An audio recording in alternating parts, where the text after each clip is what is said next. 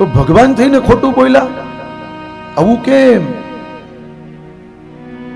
તો આપણા શાસ્ત્રકારો કહે કે જ્યારે આ સૃષ્ટિ ને જ્યારે તકલીફ પડતી હોય ત્યારે આપણે ખોટું બોલી શકીએ છીએ.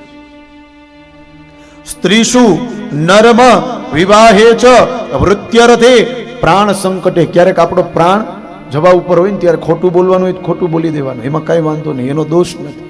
બીજું, સ્ત્રીઓ પાસે કદાચ ખોટું બોલવાનો વખત આવે તો બોલી દેવાનું.